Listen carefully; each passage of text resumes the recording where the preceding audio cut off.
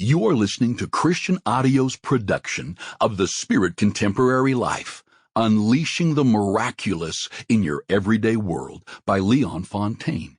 This book is read by the author. This audio recording was produced in 2016 by Christian Audio, which owns the copyright. No portion of this recording may be reproduced for any reason without prior written consent from Christian Audio.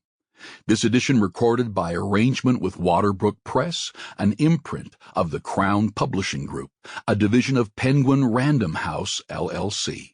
Originally published in English as The Spirit Contemporary Life, Unleashing the Miraculous in Your Everyday World, copyright 2016 by LaSalle Distributions, Inc. All rights reserved.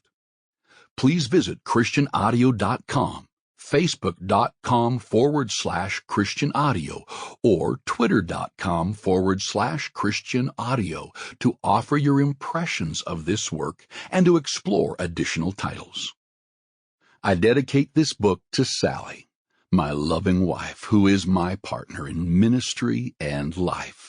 We both know you are the one who first challenged our religious thinking.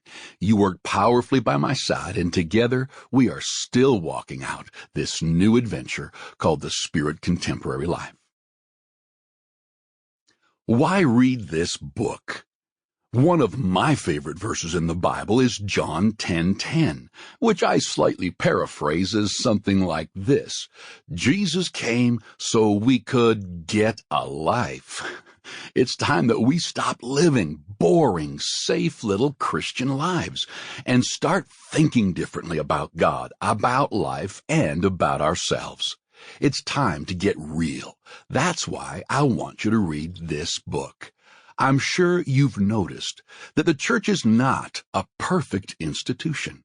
The church is comprised of human beings, and as long as human beings are part of the mix, there will be problems to solve every day. But the biggest problem the church faces today is the way we as Christians approach the rest of the world on God's behalf. Our message is fine. In fact, the message is perfect, so we don't need to change it. The message is Jesus, and there is nothing we can do to improve on that message. But sometimes, when people share that message, it does not result in others turning to Christ.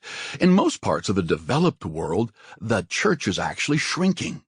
Why do so many tune out when followers of Christ try to share their faith? Why do our young people fall away from God? Why do many intelligent, well-educated people seem to run from all things Spirit-filled? And why don't we see evidence of Holy Spirit's power in the marketplace and on the streets just as much as we do in a church building?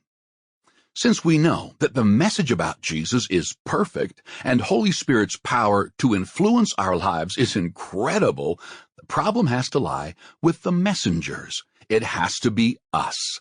We are the problem. Well, there's a simple solution. We can learn to communicate Jesus' message in the context of our normal everyday lives, and we can do it in a way that doesn't send people running. Can it really be that easy? We tend to assume that no one wants to hear about our relationship with Jesus. We're afraid people will make fun of us. It's risky, or we overcomplicate things and fall for the lie that it is natural for our methods of sharing our faith to result in criticism or rejection.